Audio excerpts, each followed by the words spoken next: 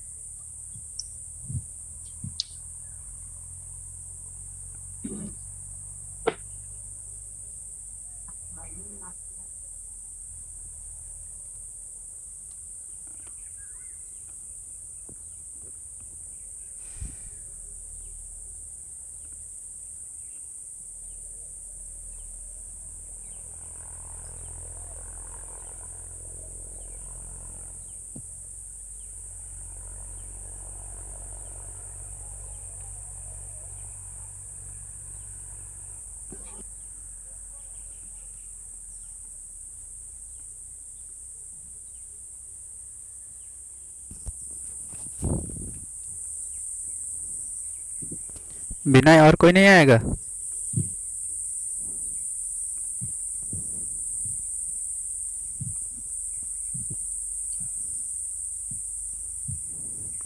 विनय और कोई नहीं आएगा?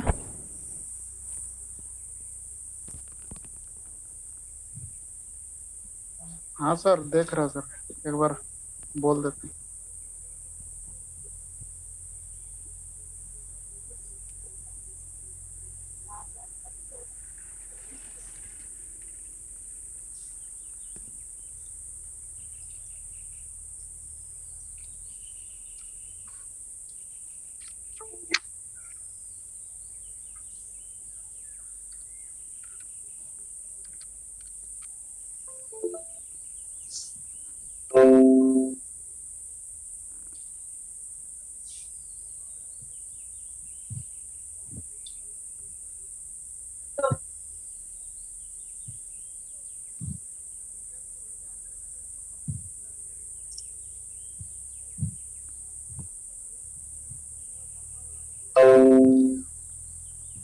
तापस सर। हाँ सर, बोलिए। तापस सर। हाँ सर, सुनाई दे रहा है। सर ये स्टूडेंट का अटेंडेंस रख रहे हैं ना हर क्लास का। हाँ हाँ हाँ, वो है, हर क्लास का है। तो सेव रखिएगा क्योंकि जो स्टूडेंट नहीं आ रहा है उसका हम्म मार्क्स उसके बेसिस में रिफ्लेक्ट करेगा। हम्म। वो तो सारा का क्योंकि सबका, लैब में सबका तो वीडियो रिकॉर्डिंग हो रहा है। हाँ नहीं सर, सबका ऐसे क्या कीजिएगा ना हम्म कि हो सके तो एक एक्सेल शीट में बना दीजिए स्टूडेंट के नाम के हिसाब से कि कितने स्टूडेंट कौन सा दिन प्रेजेंट है। हम्म क्योंकि अल्टीमेटली फिर उनका जो मार्क्स होगा, अगर हम्म कोई स्टूडेंट लैब नहीं कर रहा है हम्म तो फिर उसका मार्क्स पे वो रिफ्लेक्ट करेगा।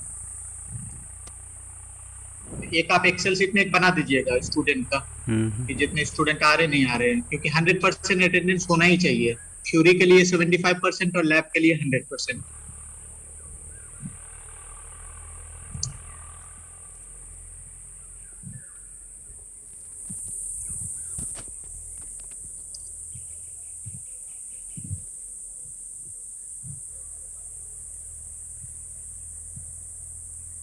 हेलो सर, स्टार्ट कर दीजिए सर, कोई आएगा तो अपने मैसेज करेगा।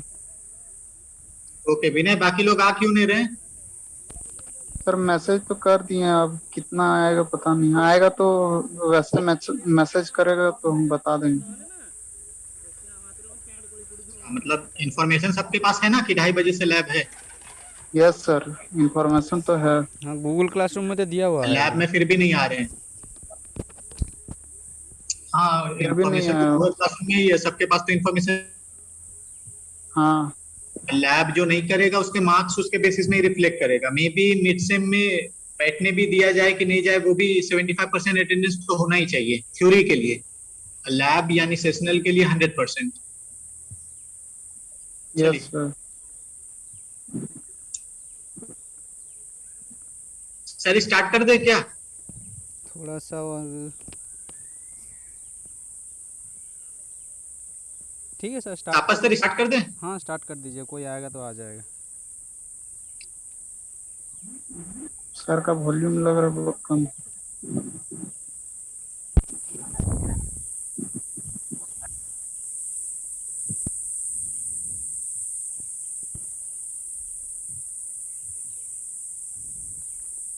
सर आप मुझे होस्ट कर दीजिए तापस सर। ठीक है ठीक है।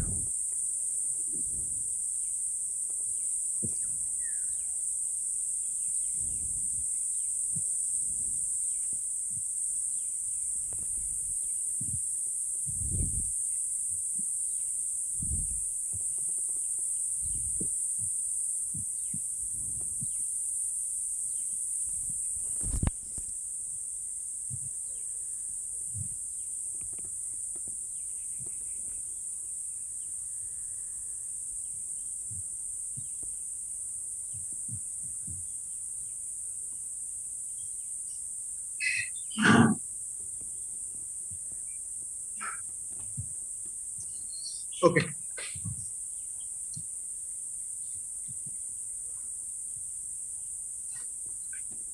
ऑडियो और वीडियो दोनों क्लियर है, कंफर्म कीजिए। Yes sir. चलिए देखते हैं क्लियर है सर। आज आज का एक्सपेरिमेंट क्या है। आज का एक्सपेरिमेंट है, हाँ आज का एक्सपेरिमेंट क्या है। आज का एक्सपेरिमेंट है फ्लेक्चरल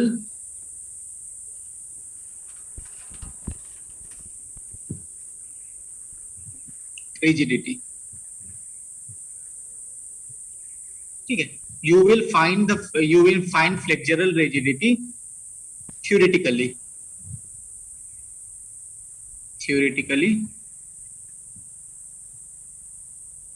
and experimentally।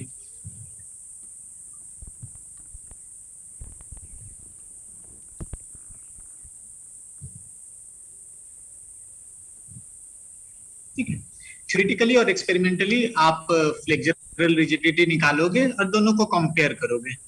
किस चीज का? बीम का। ठीक है, फ्लेक्सुरल रिजिडिटी जो आप निकालोगे किसका? बीम का निकालोगे। क्या होता है फ्लेक्सुरल रिजिडिटी, कौन बताएगा? क्या होता है फ्लेक्सुरल रिजिडिटी? अपने भाषा में बताओ तो। सर रिजिड फ्लेक्चर आने की बेंडिंग में रिजिड है कि स्ट्रेंथ उसका ज्यादा है। फिर से कहो।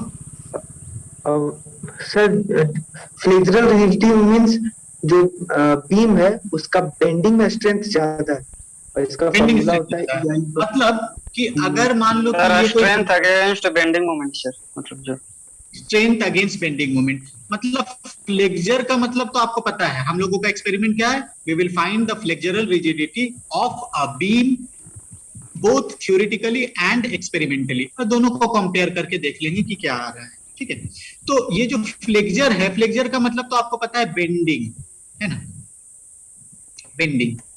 और रिजिडिटी का मतलब कि जो चीज जितना रिजिड होगा उसको, जैसे मान लो यहां मैं कहूं कि फ्लेक्चरल रिजिडिटी, मतलब फ्लेक्चर का मतलब क्या है? बेंडिंग। ठीक है, तो अगर मैं कहता हूं कि बीम का फ्लेक्चरल रिजिडिटी हाई है, ज्यादा है, किया जा सकता है। जिस चीज का फ्लेक्चरल रिजिडिटी जितना ज्यादा होगा वो उतना डिफिकल्ट उसको होगा बेंड करने के लिए। क्लियर है? कोई दिक्कत नहीं। अच्छा, तो हम लोग निकालेंगे ये फ्लेक्चरल रिजिडिटी। इसको हम लोग डिनोट कैसे करते हैं? फ्लेक्चरल रिजिडिटी को, फ्लेक्चरल रिजिडिटी को कैसे डिनोट करते हैं? EI sir, modulus of elasticity into moment of yes sir ये E इंटू आई, है ना। E को कहते हैं क्या? Yes. Modulus of elasticity, modulus right of elasticity. और I को क्या कहते हैं? Moment of inertia. Moment of inertia. ठीक है, दोनों का यूनिट अगर देखें, अगर दोनों का यूनिट देखें तो क्या होगा? E का यूनिट क्या है? जो स्ट्रेस का यूनिट है, यानी कि न्यूटन पर मीटर स्क्वायर, इनटू आई का क्या यूनिट होता है? मीटर टू द पावर आई 4। का मीटर का पावर 4 हो जाएगा। तो मतलब E इंटू आई करोगे तो उसका आपका यूनिट क्या मिल जाएगा? आपका न्यूटन मीटर स्क्वायर। ठीक है, ये मिलेगा। ओके, अब देखते हैं कि ये फ्लेक्चरल रिजिडिटी को हम लोग निकालें कैसे, और इसको एक्सपेरिमेंटली कैसे वेरीफाई करें। ठीक है, देखते हैं इसको।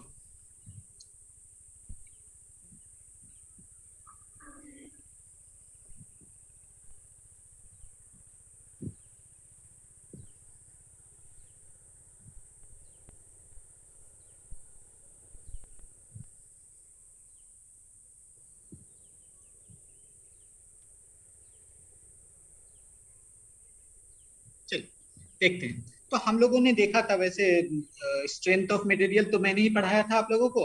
तो वहां पे मैंने बताया था कि कोई भी बीम है उसमें अगर बेंडिंग हो तो उसका हम लोगों ने एक इक्वेशन डिराइव किया था। इक्वेशन क्या था, किसी को याद है क्या था? एक इक्वेशन हम लोगों ने डिराइव किया था, 1/ρ is equal to d∅/ds is equal to क्या था? तीसरा टर्म बताओ, mb बाय EIZZ, यही था। ठीक है, ये इक्वेशन हम लोगों ने डिराइव किया था कि अगर कोई बीम है वो बेंड हो तो हम ये इक्वेशन डिराइव कर सकते हैं। क्या मैं इसको फिर से बता दूं या आप लोगों को ये क्लियर है, याद है? फिर से बता दीजिए सर। क्या ये याद है या फिर मैं एक बार फिर से अच्छा एक बार मैं रिवाइज कर दूं। ठीक है, तो हम लोगों ने स्टार्ट कहां से किया था? हम लोगों ने स्टार्ट किया था मोमेंट कर्वेचर रिलेशनशिप से। Moment curvature relationship.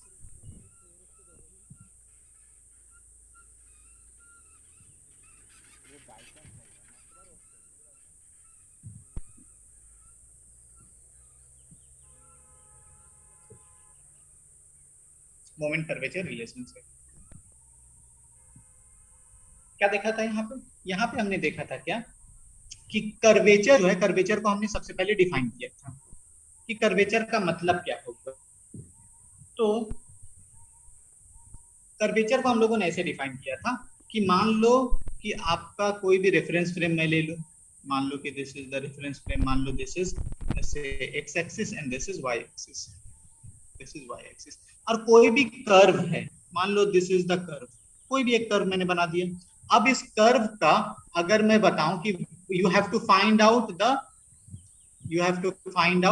The curvature of this curve, ठीक है, तो वो मैं कैसे निकालूंगा?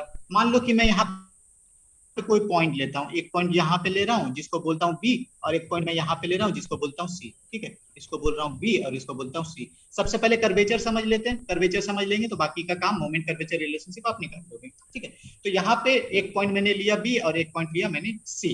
ठीक है, अब बी में एक टेंजेंट ड्रॉ करो, मान लो यहाँ मैंने टेंजेंट ड्रॉ किया तो ऐसा आया। सी में एक टेंजेंट ड्रॉ करो, तो सी में मैंने टेंजेंट ड्रॉ किया तो मान लो ऐसा आया। ठीक है, अब इन दोनों टेंजेंट के बीच में जो एंगल है, ये जो एंगल है, इस एंगल को अगर मैं बोलूं डेल्टा फाई, ठीक है, देखना ध्यान से देखना, अगर भूल गए तो एक बार देख लो, बहुत इंपॉर्टेंट है आप लोगों का ये, जब तक सिविल इंजीनियरिंग लाइन में हो बहुत काम देगा। ठीक है, तो मैंने सबसे पहले कर्वेचर को डिफाइन कर रहा हूं कि बी में मैंने टेंजेंट ड्रॉ किया और सी में मैंने टेंजेंट ड्रॉ किया। सिमिलरली मैं क्या करूं कि अगर बी में मैं नॉर्मल ड्रॉ करूं, मान लो बी में मैंने नॉर्मल ड्रॉ किया, ये नॉर्मल मैंने ड्रॉ किया, और सी में भी अगर मैं नॉर्मल ड्रॉ करूं, मान लो सी में भी मैं नॉर्मल ड्रॉ करूं ऐसा, तो इन दोनों का भी एंगल कितना होगा? इन दोनों का एंगल कितना होगा? डेल्टा फाई ही होगा। जो टेंजेंट के बीच का जो एंगल होगा, उन दोनों के नॉर्मल के बीच का भी एंगल कितना होगा? डेल्टा फाई ही तो होगा। और मैं ये बताऊं कि B से C जाने में ये जो डिस्टेंस है ना, ये जो डिस्टेंस है, this distance is delta S। ध्यान से देखना, B से C जब गए तो ये डिस्टेंस हो गया आपका डेल्टा S, और इन दोनों के बीच में आपका एंगल कितना है? Delta phi. ठीक है, कोई दिक्कत नहीं। मान लो ये जो पॉइंट है इसको मैं नाम दे देता हूं, मान लो कुछ O डैश, इसका नाम दे दिया मैंने O डैश। अब अगर मैं मानूं कि delta phi is very small, delta phi अगर बहुत छोटा है, तो मैं डेल्टा एस को क्या लिख सकता हूं? Delta S is equal to, बताओ तो क्या लिखूं? Delta S is equal to क्या लिखूं?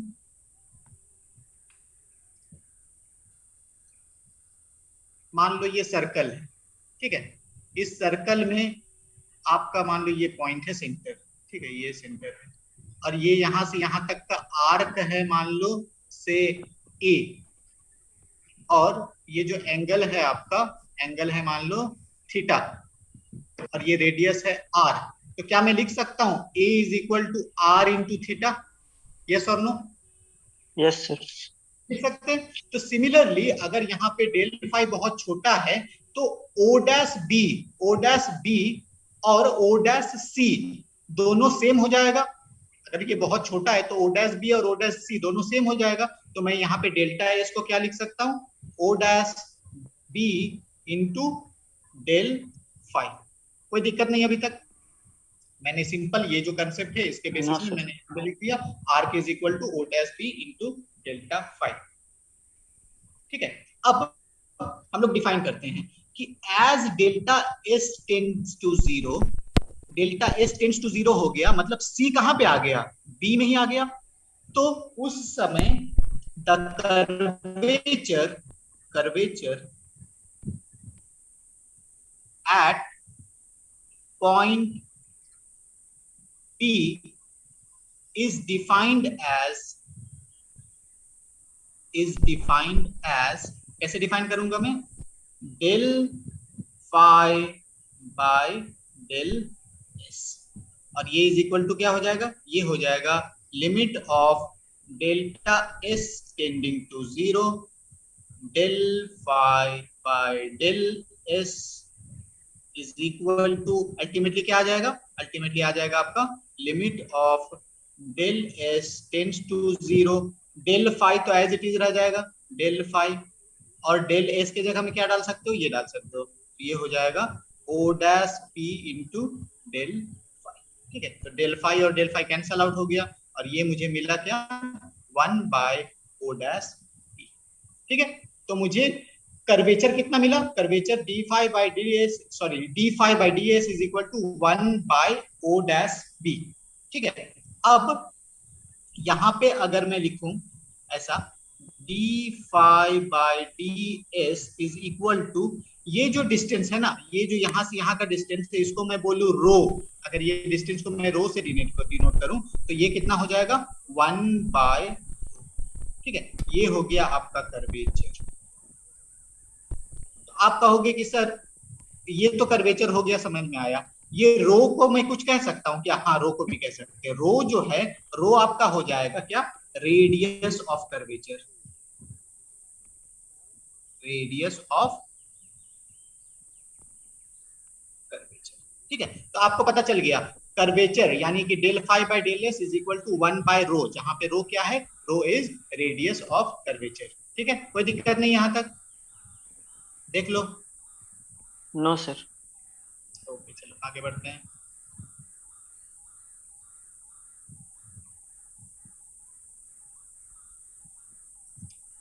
आगे बढ़ते हैं, तो यहाँ पे मुझे पता चल गया कि one by rho is equal to del five by del S. ठीक है, अच्छा सब कुछ ठीक है। अब इसके बाद में हम लोगों ने क्या लिया था कि मान लो कि ये आपका, अब मैं थोड़ा सा स्पीड में बताऊंगा क्योंकि वो मैंने ऑलरेडी आप लोगों को पढ़ाया था सेकेंड ईयर में, राइट। तो ये आपका कोई बीम है, ठीक है, इस बीम को अगर मैं बोलूं कि ये ऐसे करके ये कर्व हो गया और ये भी आपका ऐसे करके ऐसा कुछ, ये मान लो कर्व हो गया, ठीक है, ये ऐसा, तो ये वाला जो आपका सरफेस है ये क्या होता है, छोटा हो गया, शॉर्टेंड, और ये वाला जो है सरफेस ये क्या हुआ, इलोंगेटेड।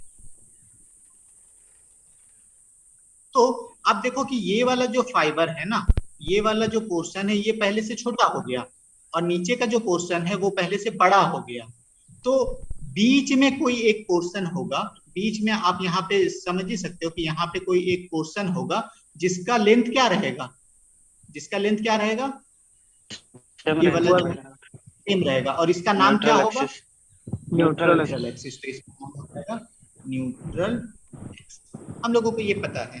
ठीक है, अब हम लोगों ने डिराइव किया था कैसे, मैंने डिराइव किया था ऐसा कि मैं यहाँ पे बनाता हूँ। ठीक है, मान लो कि ये सर वो न्यूट्रल फाइबर होगा ना सर, राइट, न्यूट्रल फाइबर में ही तो न्यूट्रल एक्सिस होगा।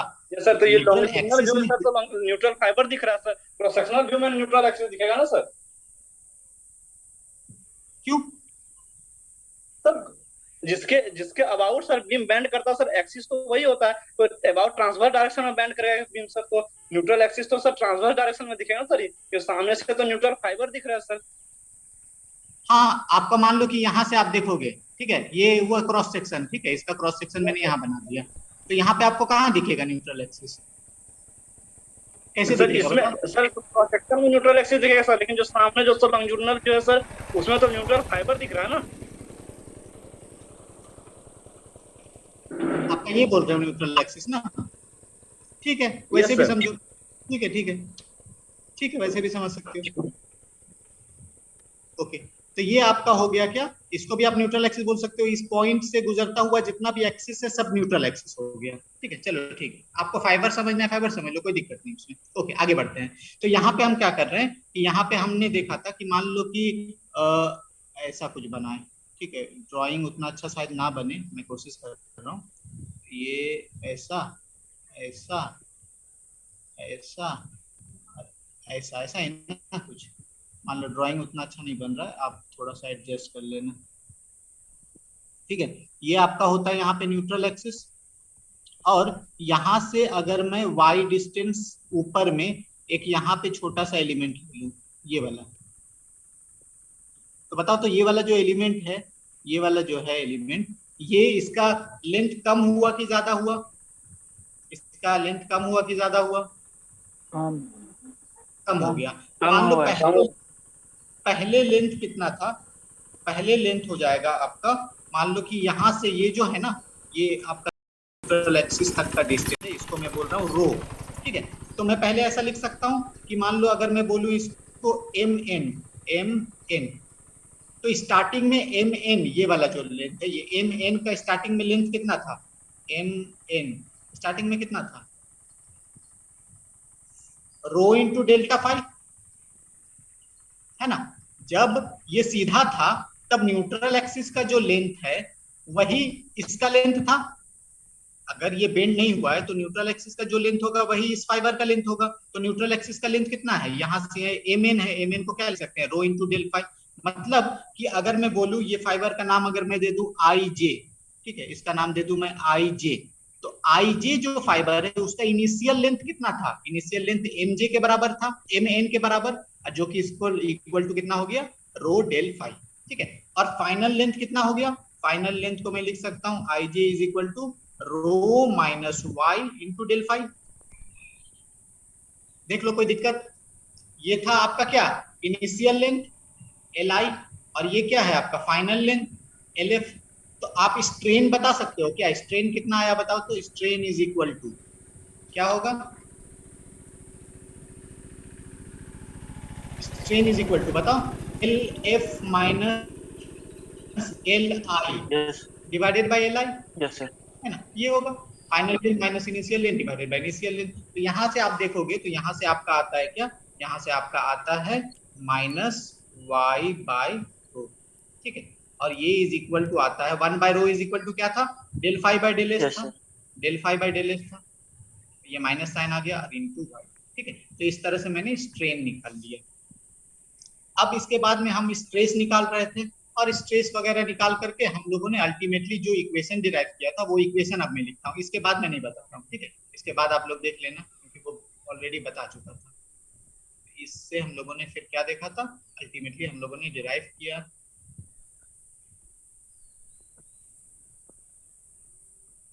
हम लोगों ने क्या डिराइव किया था? हम लोगों ने देखा था। अब इसके बाद का मैं नहीं बता रहा हूँ, ठीक है? थोड़ा सा आप लोग देख लेना, बस स्ट्रेस निकालना है, और स्ट्रेस निकाल करके अल्टीमेटली हम लोगों का क्या आता है? हम लोगों का इक्वेशन आ जाता है 1 by rho is equal to del five by del S is equal to M B by E I Z Z. ठीक है, मैंने थोड़ा सा किस लिए बताया? क्योंकि अब समझ में आ गया आपको, फाई समझ में आ गया, डेल एस भी समझ में आ गया, और रो भी समझ में आ गया, सब कुछ समझ में आ गया। तो ये इक्वेशन हम लोगों ने डिराइव किया था। ठीक है, इस इक्वेशन के बाद में हम लोगों ने क्या देखा था? हम लोगों ने मोमेंट कर्वेचर रिलेशनशिप में ऐसा कुछ देखा। मोमेंट कर्वेचर रिलेशनशिप में क्या देखा था? कि मान लो कि आपका कोई बीम है जो कि ये मान लो ये, ठीक है,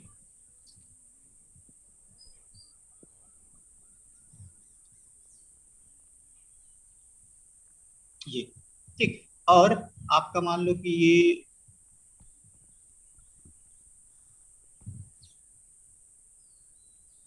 ये आपका है डेल फाइव, राइट? अब ये जो आपका न्यूट्रल एक्सिस है, ये जो न्यूट्रल एक्सिस है, ये सब देखना, मैं आप एक बार नोट्स देखोगे, मैंने ही तो पढ़ाया था आप लोगों को, एक बार नोट्स देखोगे तो समझ में आ जाएगा। अगर मैं यहाँ पे ऐसे टेंजेंट बनाऊं, मान लो कि ये टेंजेंट बना,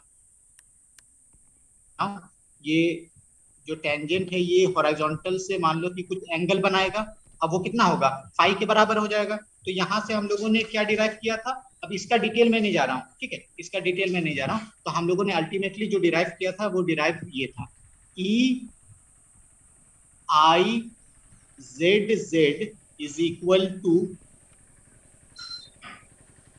M B by d2y by dx2, ठीक है। एक्चुअली में ऐसा नहीं था, एक्चुअली में क्या था, एक्चुअली में था आप E I Z Z into d2y by dx2 is equal to M B. ये इक्वेशन हम लोगों ने डिराइव किया था, ये याद है सभी को? Yes sir. Yes sir. ठीक है, ये याद है। तो अभी आपको बस यही याद रखना है, मैंने इतना कुछ बताया, जो वो सब आपका सेकेंड ईयर का पार्ट था, जस्ट थोड़ा सा रिवाइज कर दिया ताकि आप लोग एक बार इंटरेस्ट थोड़ा सा जगे, तो जाके आप लोग खुद से पढ़ोगे, ठीक है। तो ये वाला एक बार खुद से पढ़ लेना और देखना कि ये मैंने डिराइव कैसे किया था उस समय, ठीक है। तो अल्टीमेटली आपको इसी इक्वेशन से काम है, E I Z Z into d2y by dx2 is equal to M B, ठीक है। अब हम इसके बेसिस में ही क्या करेंगे, इसके बेसिस में ही फ्लेक्चरल रिजिडिटी, जो कि ये है E I Z Z, this is flexural rigidity, इसको हम लोग देखेंगे कि इसको हम कैसे निकाल सकते हैं एक्सपेरिमेंट की मदद से। ओके,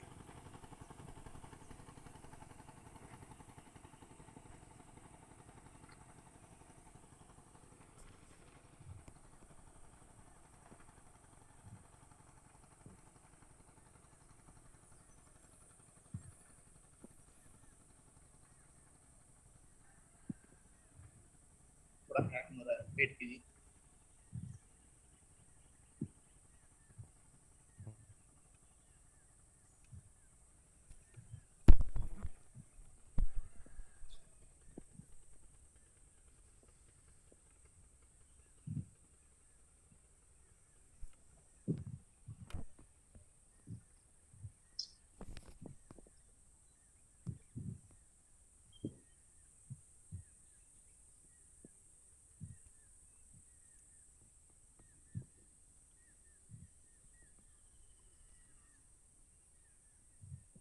चलिए तो देखते हैं हम लोगों का क्या है। हम लोगों का एक्सपेरिमेंट जो है वो बहुत सिंपल है।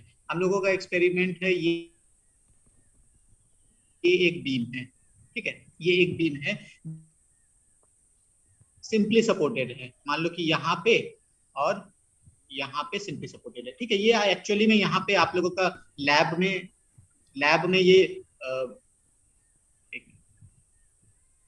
में ये आपका सेटअप है यहाँ पे हम लोगों के पास में, ठीक है। This is just a simply supported beam, this is a simply supported beam जिसका इक्वल ओवरहैंग है।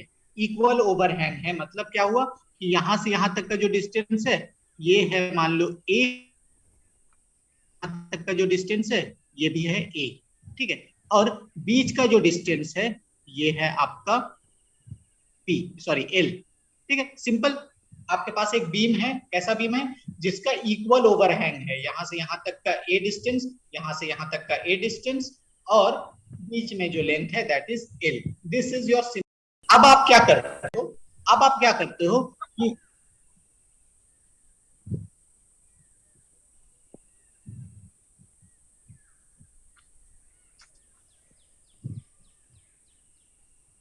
अब आप क्या करोगे कि यहां पे और यहां पे आप लोड, इक्वल लोड लगाते हो, दैट इज डब्ल्यू, ठीक है।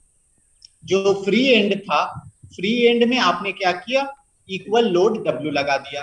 तो जैसे ही आप इक्वल लोड डब्ल्यू लगाओगे वैसे ही ये बीम डिफ्लेक्ट कर जाएगा। कैसे करेगा ये डिफ्लेक्ट, कैसे डिफ्लेक्ट होगा, देखो मैं डिफ्लेक्टेड शेप बना रहा हूं, आप बताना कि सही है कि नहीं है, ठीक है। ये थोड़ा सा गड़बड़ हो रहा है,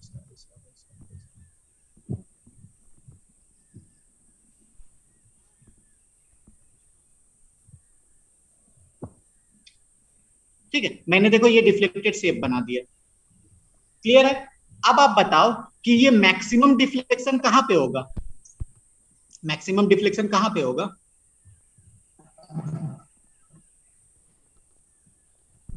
क्यों विनय बताओ, कहाँ होगा इसका? सेंटर पे होना चाहिए। सेंटर में हो सकता है या यहाँ पे भी हो सकता है, फ्री एंड या होना सर साइड में भी हो सकता है, एंड हो में। सकता है, मुझे नहीं पता। तो मैं क्या करूंगा ना, मैं ये जो बीच का जो डिस्टेंस है इसको मैं कैलकुलेट कर लूंगा, वाई इसको मेजर कर लूंगा। मेजर कैसे करते हैं कि यहाँ पे आपका कुछ मेजरिंग डिवाइसेस है जिसके बेसिस में आप आसानी से ये जो डिफ्लेक्शन है इसको मेजर कर सकते हो। ठीक है, यहाँ पे जो लैब में आपको मैं डिवाइस कभी, ठीक है, हो सकता है किसी लैब में मैं आपको दिखाऊंगा, ठीक है, कि वो डिवाइस कैसा दिखता है जिससे आप मेजर करते हो, उसके बारे में मैं बता दूंगा। अभी मान लो कि वो जो आपका डेप्थ जो डिफ्लेक्शन है उसको आप मेजर कर सकते हो। ठीक है, फाइन।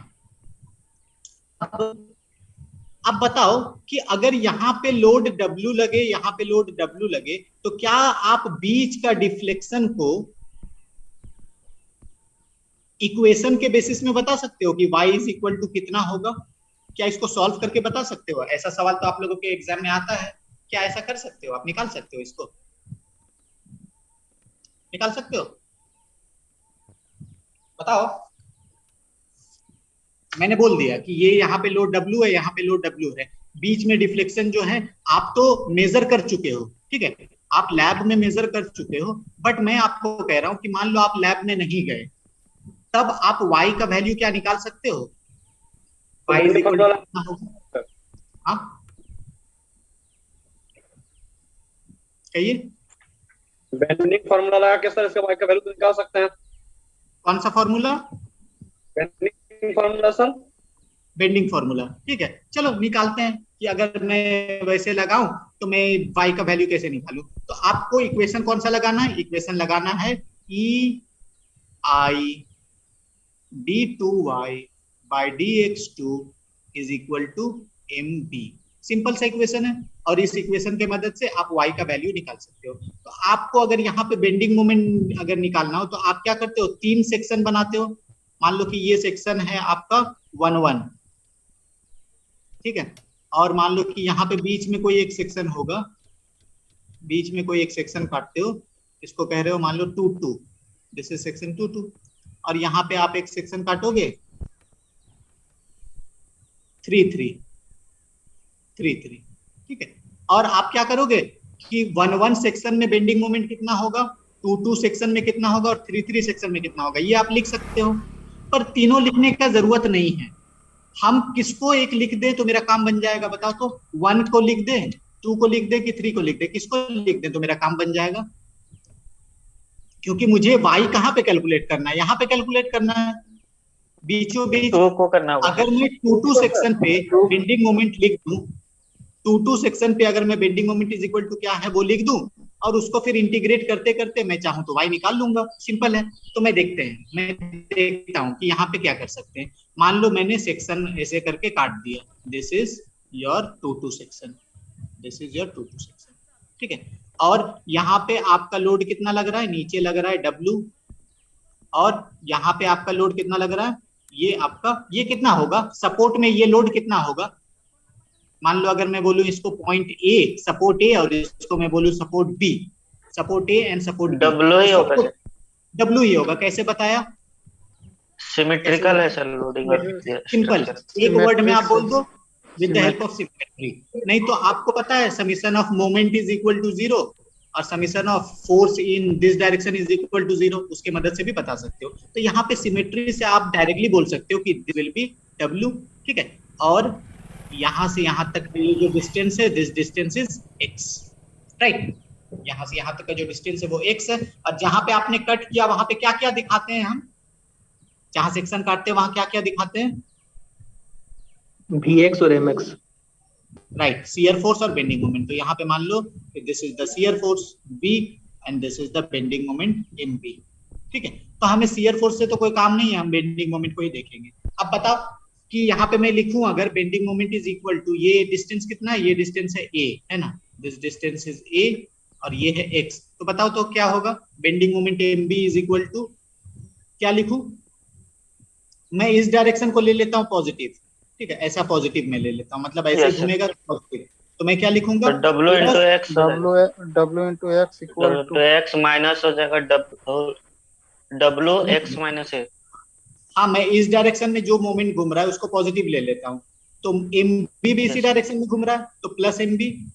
ये जो डब्ल्यू Yes. है इसके कारण भी इसी डायरेक्शन में घूम रहा है, यानी कि ये हो गया आपका प्लस डब्ल्यू इंटू एक्स, और ये Yes, जो है sir. ये उल्टा डायरेक्शन में घूम रहा है, Minus यानी ये हो गया minus W into X minus x minus a. Minus W into X minus A is equal to zero. Yes. Total moment कितना होगा, जीरो हो जाएगा। तो यहां से मैं लिख सकता हूँ क्या, M B is equal to क्या आया, बताओ तो। W A sir. W into A, plus की माइनस, प्लस में हो सर। प्लस प्लस में कंफर्म, नो सर, माइनस में होगा, माइनस होगा। माइनस होगा। माइनस होगा। Yes sir. देख लेते हैं M B is equal to plus W into X minus A minus W into X. ठीक है, मैंने क्या किया कि इसको इधर ले गए, एम बी को इधर ही रहने दिए, इसको उधर ले गए, इसको भी उधर ले गए, तो ये प्लस हो गया, ये माइनस हो गया, यानी ये आया plus W x minus W A minus W x, right. तो ये और ये तो चला गया, यानी कि मुझे क्या मिला, M B is equal to minus W into A. ठीक है, कोई दिक्कत नहीं अभी तक। No sir. आगे बढ़ो, यानी कि एम बी मुझे क्या मिला, W into A minus W A. ठीक है, okay. तो मुझे मिल गया M B is equal to minus W A. ठीक है, सिंपल। देखो मैं स्लोली पढ़ा रहा हूँ ताकि आप लोग चीजों को समझ सको, एक बार समझ लोगे तो ये आप लोगों को बहुत काम देता रहेगा। आगे बढ़ते हैं। अब आपका इक्वेशन क्या था, इक्वेशन था E I D two Y by D X two is equal to M B. M B. ठीक है, अब एम बी के जगह में minus W into X put कर दो, सिंपल। तो यहाँ पे मुझे क्या मिल जाएगा, यहाँ पे मिलेगा मुझे E I D two Y by D X two is equal to minus W into A. ठीक है, अब इसी को मैं बोथ साइड को एक बार इंटीग्रेट करूं तो क्या मिलेगा, E I D Y by D X is equal to minus W A plus में कांस्टेंट, प्लस एक कांस्टेंट C1। यस। एक बार और इंटीग्रेट करो तो क्या आएगा, E I Y is equal to minus W A X square by two plus C1 x plus C।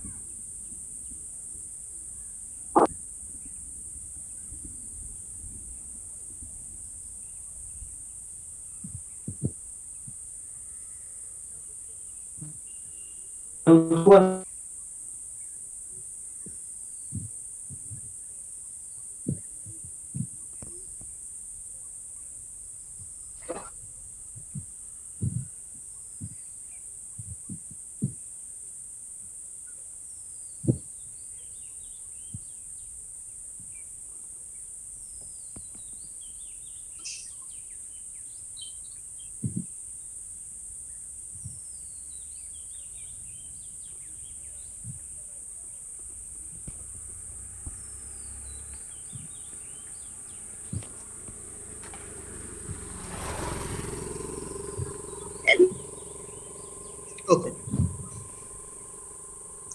Audio video clear है,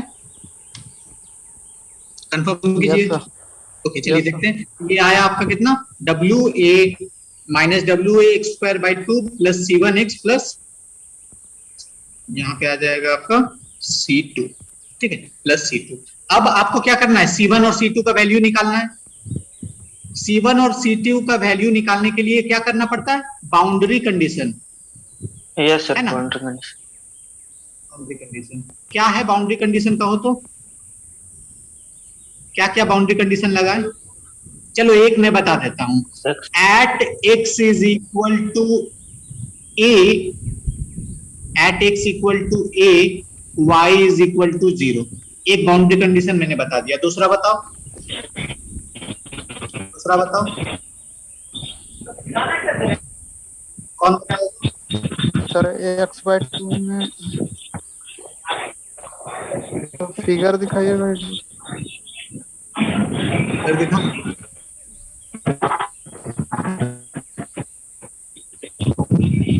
ये है figure.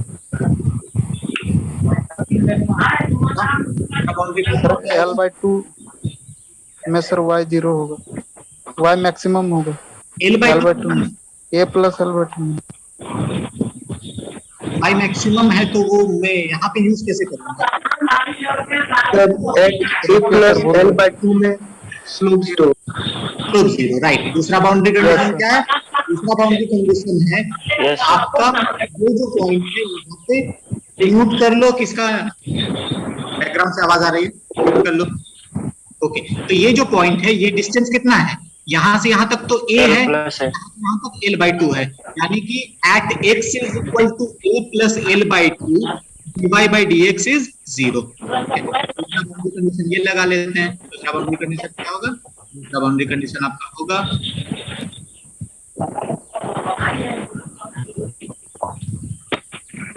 at x is equal to a plus L/2 dy by dx is equal to 0। ठीक है, इन दोनों boundary condition की मदद से हम इसको सॉल्व कर लेंगे। ठीक है, चलो करते हैं सॉल्व, इसको सॉल्व करते हैं।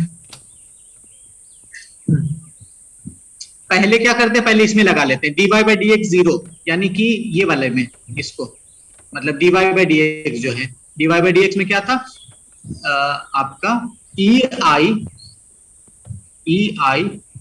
dy by dx is equal to minus WAX plus C1, ये था ना, तो यहाँ पे ये 0 हो गया। सेकेंड वाला कंडीशन लगा रहे हैं, ये 0 हो गया, is equal to minus WA a plus L/2 yes sir. Plus C1।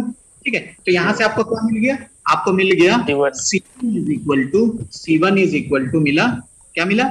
WA into a plus L/2।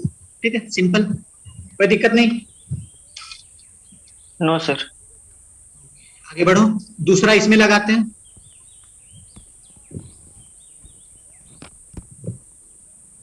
दूसरा आपका इसमें लगाते हैं। यहां से क्या आया? y इज इक्वल टू 0, कब? At x is equal to a, यानी कि ये आ जाएगा 0 is equal to minus x के जगह मैं a पुट करूं तो ये आ जाएगा माइनस WAQ बाई 2।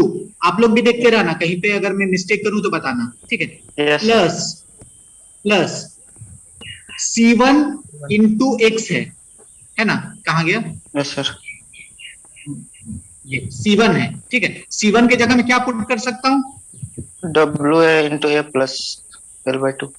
तो यहाँ पे मैं पुट कर देता हूँ WA into a plus L/2 into a में यस प्लस C2। ठीक है, अब यहाँ पे अगर मैं देखूं तो यहाँ से क्या आ रहा है? C2 is equal minus WAQ by 2 plus में बना प्लस होगा, राइट, प्लस माइनस WAQ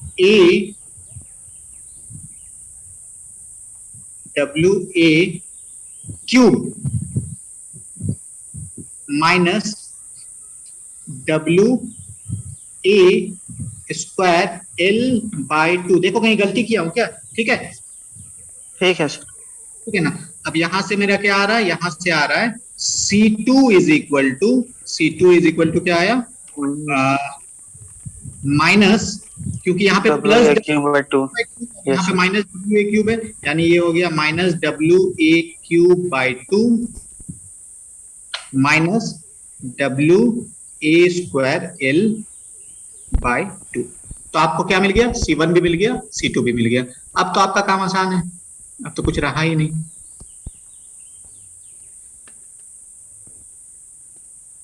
ठीक है, अब तो कुछ रहा ही नहीं। अब आप आसानी से इक्वेशन में पुट करो, इक्वेशन में पुट करो।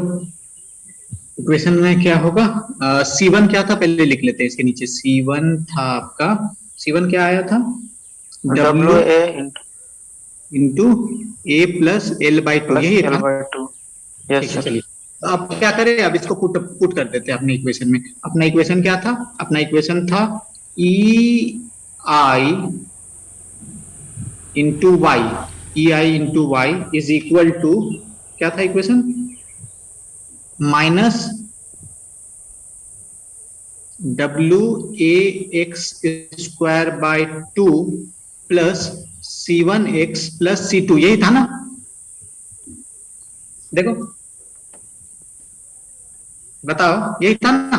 तो अब यहाँ पे क्या करें, पुट कर देते हैं इसको। तो ये आ जाएगा आपका कितना, minus WAX square by 2 plus C1 into x है, C1 का वैल्यू ये है, तो यहाँ पुट कर देते हैं WA into A plus L by 2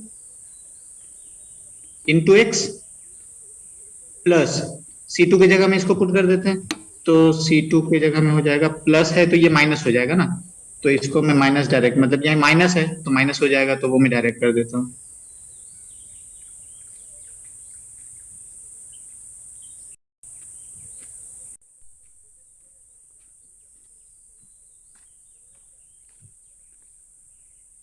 minus WA cube by 2 minus WA square L by 2। ठीक है, ये आया मेरा EI into Y, EI into, कोई दिक्कत नहीं अभी तक। अच्छा, अब मुझे y कहां पे निकालना है, y का वैल्यू कहां पे निकालना था मुझे,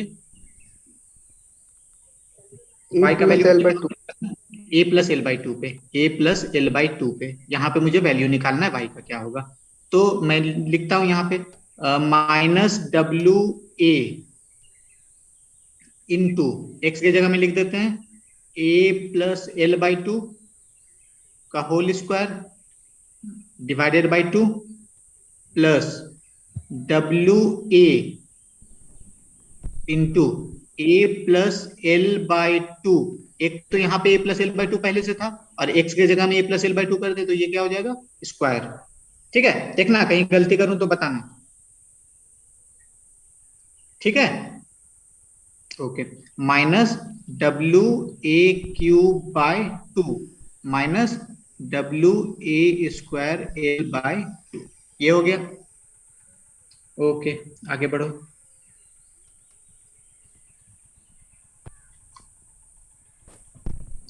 देखो क्या आ रहा है यहाँ पे आएगा आपका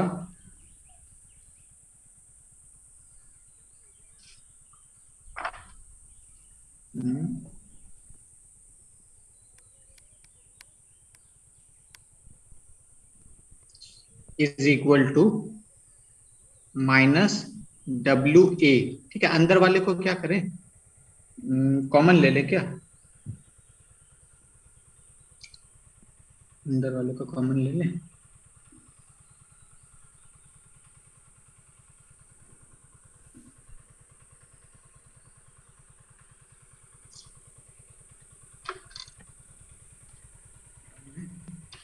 क्या कर सकते हैं बताओ तो,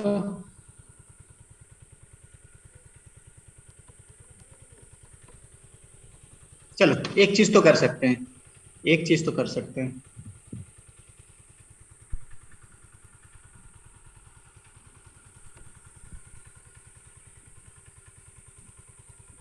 ठीक है, देखो यहाँ पे कितना है, minus WA into A plus L by 2 का होल स्क्वायर, और यहाँ पे है प्लस WA, यहाँ पे बाई 2 भी है ना, एक बाई 2 भी है, देखो ये बाई 2 भी है, और यहाँ पे है WA A plus L by 2 का होल स्क्वायर। तो इन दोनों में क्या बचेगा, इन दोनों में क्या बचेगा, देखो तो इसमें और इसमें, ये है minus of something by 2 plus something, में बचेगा सर, है ना। यस तो ये प्लस प्लस कितना बचा, प्लस आप half of WA A plus L by 2.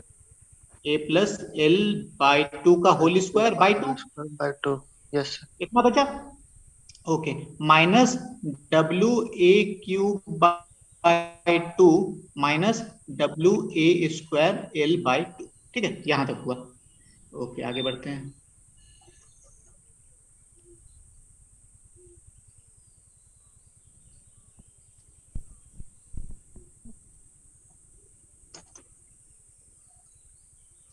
चलिए देखो यहाँ पे और क्या बचा।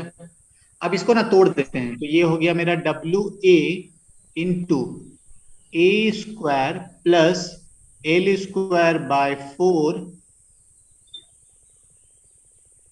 प्लस ए इंटू एल।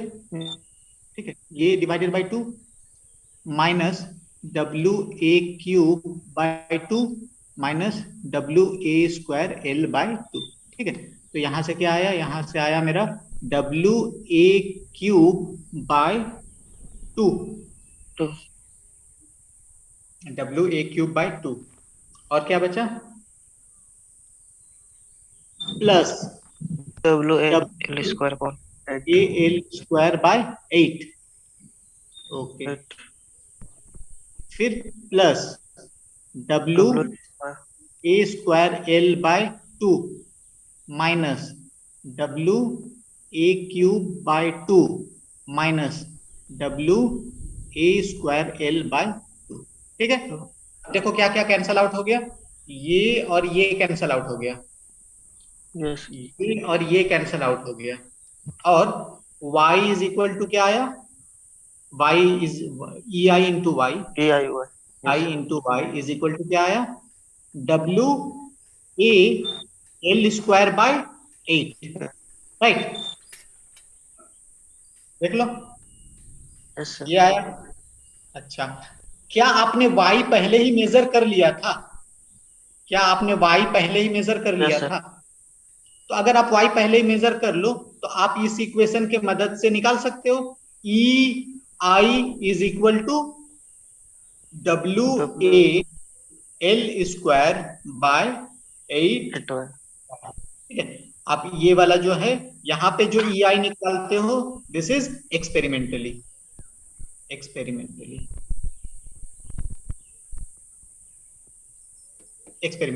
यहाँ पे देखो W कितना लोड लगा रहे हो ये आपको पता होगा, ओवरहैंग का जो लेंथ है A ये मेजर कर लोगे, बीच में जो लेंथ है L इसको भी मेजर कर लोगे, और ये जो डिस्टेंस, ये आपका जो डिफ्लेक्शन है Y इसको भी मेजर कर लोगे सेंटर में। ठीक है, सब कुछ मेजर कर लोगे तो आपको EI का वैल्यू मिल जाएगा। ठीक है, आपको इसमें वेरी क्या करना है, आपको अलग अलग लोड में, मान लो कि आप लोड लगाओगे, एक बार W1 लगाना, एक बार W2 लगाओगे, एक बार W3 लगाओगे, इस तरह से चेंज करोगे, और आपका आएगा क्या, एक बार Y1 आएगा, एक बार Y2 आएगा, एक बार Y3 आएगा, W1 के लिए Y1, W2 के लिए Y2, W3 के लिए Y3, ये आप लगाओगे, इसको मेजर करोगे, और इस तरह से आपको एक मिलेगा E1 EI1, मान लो इसके लिए। सिमिलरली आपको मिलेगा EI2, और इन सबको जितना मिलेगा इनका एवरेज ले लोगे तो आपको फ्लेक्सुरल रिजिडिटी का एवरेज वैल्यू मिल जाएगा। This is you have calculated experimental. ठीक है, अच्छा अब और क्या करें, अब ये तो ठीक है, आपको कंपेयर करना है ना, तो कंपेयर करने के लिए आपको EI ऐसे भी कैलकुलेट करना पड़ेगा। आपको अगर मैं बोल दूं पहले से कि आपका जो मटेरियल है दैट इज स्टील, ठीक है, आपको EI कैलकुलेट करना है, EI कैलकुलेट करना है, तो आपको पता है कि मान लो कि ये स्टील है, तो स्टील का मॉड्यूलस ऑफ इलास्टिसिटी आपको पता होता है। अब सिर्फ I निकाल लोगे तो काम खत्म है। I इज इक्वल टू क्या होगा, I इज इक्वल टू क्या होगा BD के सेक्शन पे डिपेंड करेगा, BD क्यूब। हाँ, हमारा सेक्शन रेक्टेंगुलर है, हमारा जो सेक्शन है रेक्टेंगुलर है, तो वो क्या हो जाएगा BD क्यूब बाई 12। ठीक है, अच्छा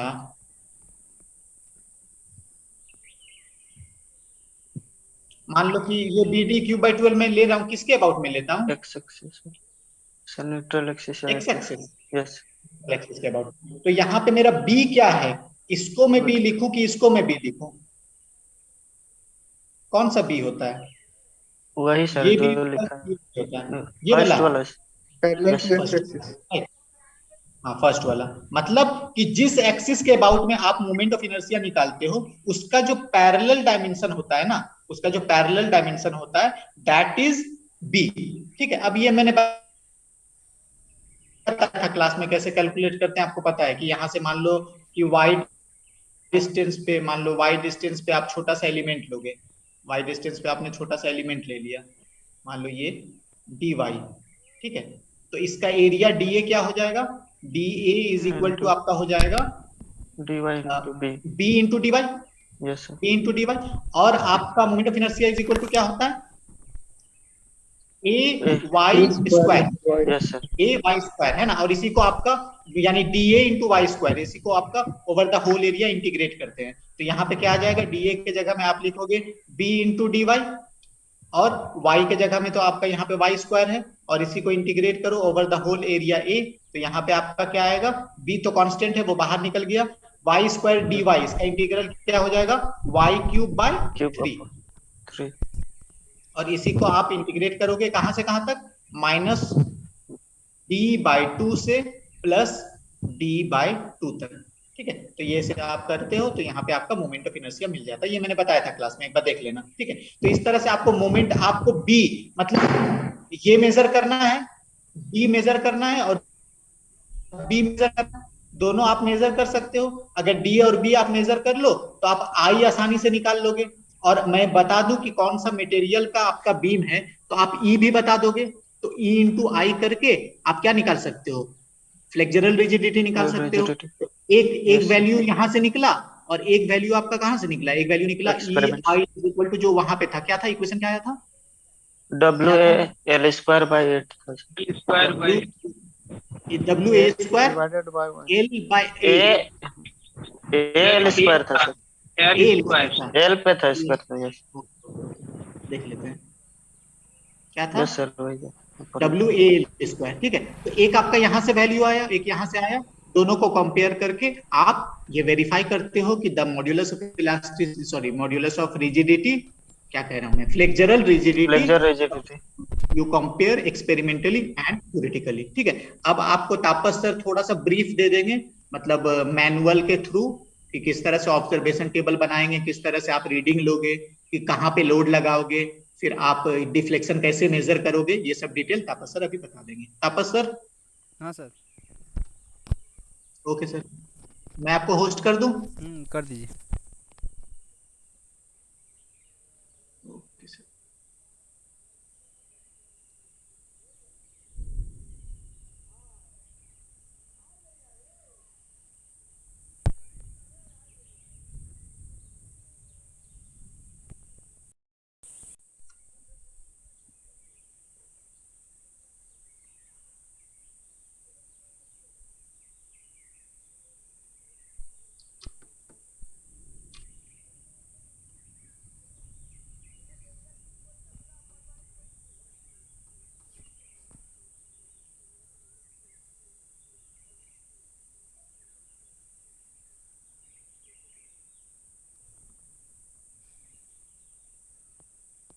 ठीक है सर, आप कंटिन्यू कीजिए तो अब।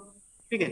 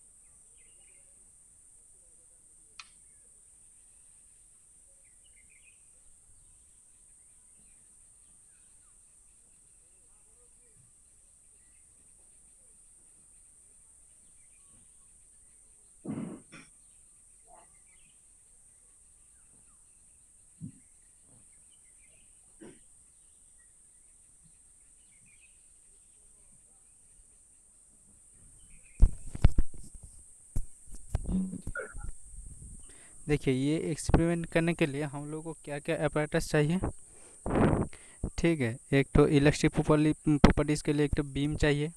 ठीक है, दूसरा चाहिए वेट, उसके बाद वेट रखने के लिए जो हैंगर होता है हैंगर चाहिए, डायल गेज चाहिए, स्केल स्केल चाहिए और वर्नियर कैलिपर चाहिए। ठीक है, और ये जो होता है, ये जो सैन ने बताया है, ये जो डायग्राम होता है डिफ्लेक्ट लोड देने के बाद डिफ्लेक्शन शेप कैसा होगा, वो सर ने बता दिया है आप लोगों को। ठीक है, हम प्रोसीजर बता देते हैं। ठीक है, प्रोसीजर क्या है, पहले आप लोगों को जो बीम, हम लोगों के पास जो बीम है वो रेक्टेंगुलर शेप का बीम है। तो पहले हम लोग क्या करेंगे, स्केल से मदद से बीम का जो है बी डी मेज़र कर लेंगे।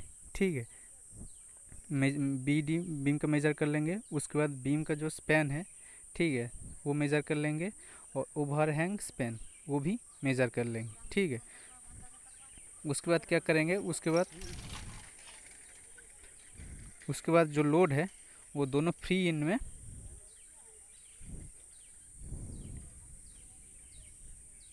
फ्री इन में, ये वाला जो दिख रहा है फ्री इन में, ये दोनों इन में हम लोग लोड इक्वल लोड प्रोवाइड करेंगे। ठीक है, तो उस समय हम उसका जो लोड है वो भी हम लोग नोट कर लेंगे। ठीक है, ये है ऑब्जर्वेशन टेबल, लोड कितना दिया है, लोड। ठीक है, उसके बाद डायल गेज का रीडिंग है।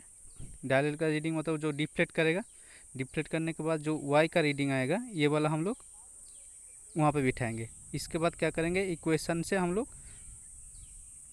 ई आई जो है वो वाला निकाल लेंगे। ये वाला जो इक्वेशन है, ये वाला जो इक्वेशन है, तो इसका मदद से हम लोग ई आई निकाल सकते हैं। ऐसे हर लोड, अलग अलग लोड हम लोग अप्लाई करेंगे। अप्लाई करने के बाद क्या करेंगे, उसका ई आई वो डिफ्लेक्शन मेज़र करेंगे। डिफ्लेक्शन मेज़र करने के बाद उसका ई आई कैलकुलेट कर लेंगे। ठीक है, तो पहले हम लोग एक काम करते हैं। ठीक है, आप लोगों को कुछ डाटा दे देते हैं हम, उसके बाद आप लोग इसका जो कितना ई आई होगा ये एक बार कैलकुलेट करके बता दीजिएगा। ठीक है, मान लीजिए बीम का कोई लेंथ है, बीम का लेंथ जो है वो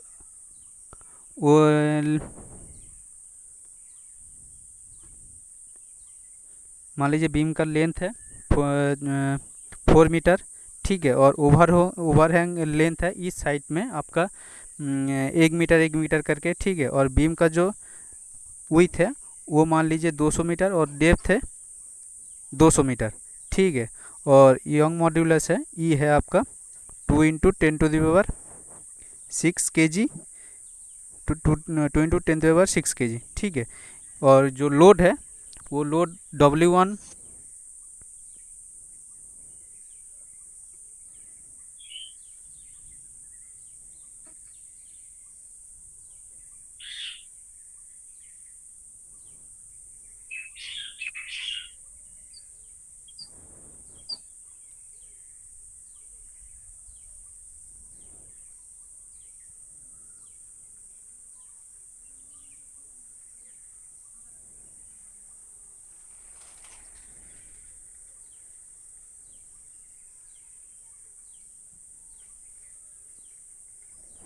सर बी और डी किसमें है सर, सेंटीमीटर में? हाँ नहीं है, बी और डी मिलीमीटर में है। बी डी मिलीमीटर, लेंथ है 4 मीटर। ये है आपका जो मिडिल का लेंथ है, मिड स्पैन का लेंथ है वो 4 मीटर है, और ओवरहैंगिंग लेंथ है 1 मीटर। ठीक है, और आपका यंग मॉड्यूलस है 2 × 10⁶ kg पर सेंटीमीटर स्क्वायर। इसको आप लोग एक काम कीजिए, न्यूटन पर मिलीमीटर में कर लीजिए। मिलीमीटर में कितना होगा ई का, न्यूटन पर मिलीमीटर स्क्वायर 5 हो जाएगा सर, 2 × 10⁵ 6 का 5 हो जाएगा। मॉड्यूलस कितना बोले सर? तो दिया हुआ है 2 × 10⁵ न्यूटन पर मिलीमीटर स्क्वायर कर लीजिएगा। वो 6 के जगह 5, मतलब इधर यंग मॉड्यूलस जो है इधर दिया हुआ है kg पर सेंटीमीटर स्क्वायर में दिया हुआ है। यूनिट कितना है सर? वेट W1 अलग अलग लोड के लिए निकालिएगा। W1 मान लीजिए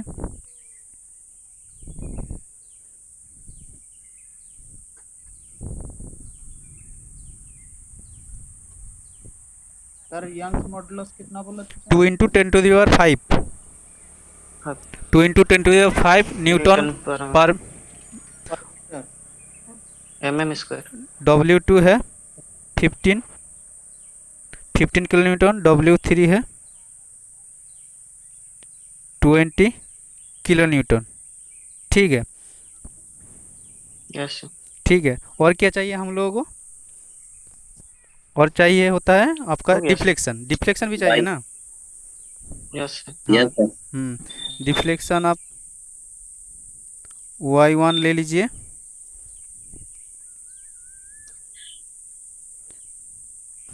25 mm। y2 मान लीजिए 35 mm। और y3 मान लीजिए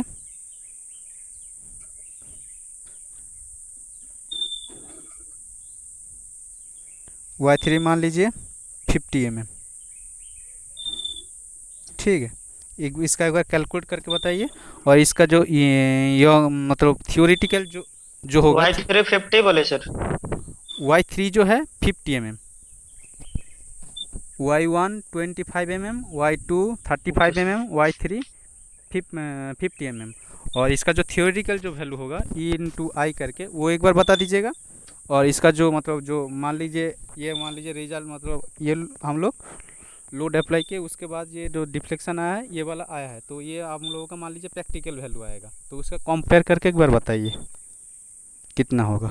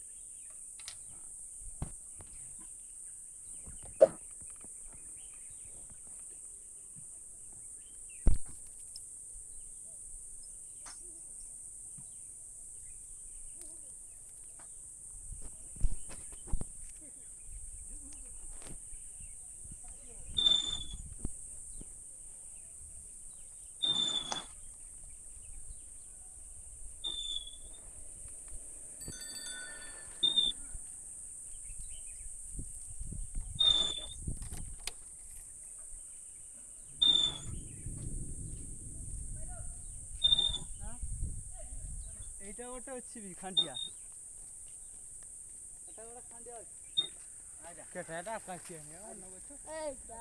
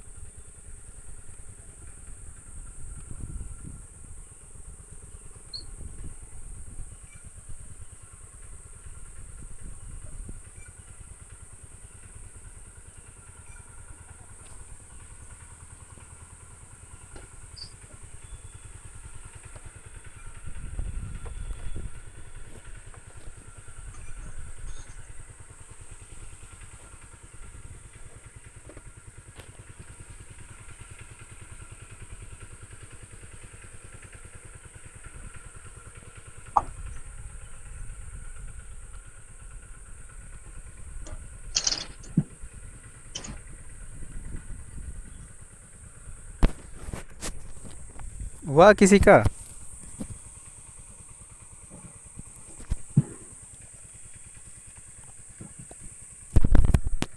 यस सर, हुआ है सर। तीनों का क्या है कि कोई एक का? तो तीनों का किया है सर। अच्छा, कितना आया मतलब थियोरेटिकल वैल्यू और आपका जो प्रॉब्लम दिया है उसका वैल्यू कितना आया? सर प्रैक्टिकली आ रहा है 8 × 10⁻11 Newton into mm square.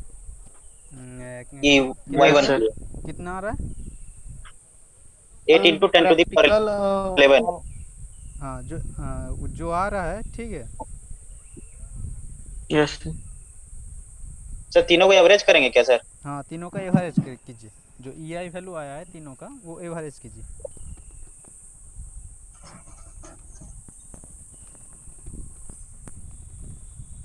8.19 into 10⁻11। ठीक है। जो ऑब्जर्व और आपका प्रैक्टिकल कितना आ रहा है जो प्रॉब्लम दिए थे? 9 इंटू 10⁻3। 13 सर। हाँ, ठीक है। 13। जो प्रॉब्लम दिए थे, ठीक है ना, वो जो लोड दिए थे वो आप लोगों को एक ऑब्जर्वेशन टेबल दिख रहा है? ऑब्जर्वेशन टेबल शो हो रहा है आप लोगों को? Yes sir. हाँ, ठीक है। तो वहाँ यस पे सर। W1 W2 W3 जितना दिया गया है उसको लिख लीजिएगा। उसके हिसाब से जो जितना Y1 Y2 Y3 जितना आया है, ठीक है, तो उसका लिख लीजिएगा। ठीक है। यस उसी के हिसाब से इक्वेशन जो है ई आई का जो इक्वेशन है उसके हिसाब से उसका कितना वैल्यू आया इसका लिख लीजिएगा। ठीक है। उसके बाद जो थियोरेटिकल वैल्यू आएगा आपका ई आई, जो थियोरेटिकल वैल्यू है उसका जितना आएगा, ठीक है, वो तो सब केस के लिए सब सेम होगा, उसका तो चेंज नहीं होगा। ठीक है। उसके हिसाब से उसको कंपेयर कर लीजिएगा। Yes sir. ये ऑब्जर्वेशन टेबल में लिख लीजिएगा W1 कितना आया, कितना लोड दिए, और उसी के हिसाब से उसका डिफ्लेक्शन कितना आया, उसके हिसाब से आपका कितना ई आई आया है। ठीक है। उसके बाद लोड और बढ़ा है, उसका कितना डिफ्लेक्शन आया है और कितना उसका ई आई आया है, ये ऑब्जर्वेशन टेबल में ये पुट कर लीजिएगा। ठीक है। और उसके बाद थियोरेटिकल जो वैल्यू आया है फ्लेक्सुरल रिजिडिटी का, उसका वैल्यू कंपेयर कीजिएगा। जो कितना ज़्यादा हो रहा है कितना कम हो रहा है ये एक बार कंपेयर कीजिएगा। ठीक है।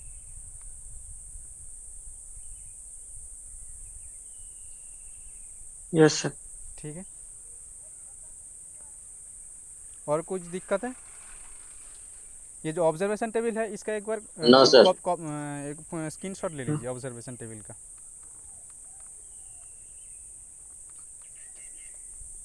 आप लोग ऑब्जर्वेशन सर टिक ये सब लिखना है क्या सर कॉपी? हाँ कॉपी में ये लिखना है, मतलब जो जब मैनुअल बनाना है ठीक है तो इसका लिखना है। आप लोग पहले इसको लिख के रख लीजिए सर तब। क्लासरूम में शेयर कर दीजिए ना सर, हाँ गूगल क्लासरूम में शेयर कर दीजिए। ठीक है, इसको गूगल क्लासरूम में शेयर कर देंगे। ठीक है, तो आप लोग इसके हिसाब से लिख लीजिएगा कितना है। ठीक है, और कुछ दिक्कत है आप लोगों का?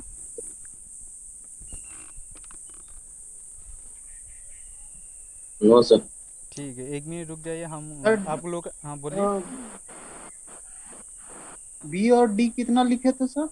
बी लिखे थे 200 और डी लिखे थे, बी हाँ डी लिखे थे 300 में। 300 mm। 300। हाँ 300 mm, में 300 mm। ठीक है। ठीक है, और रुकिए 1 मिनट रुक जाइए, आप लोगों का स्क्रीनशॉट, अटेंडेंस का स्क्रीनशॉट ले लेते हैं।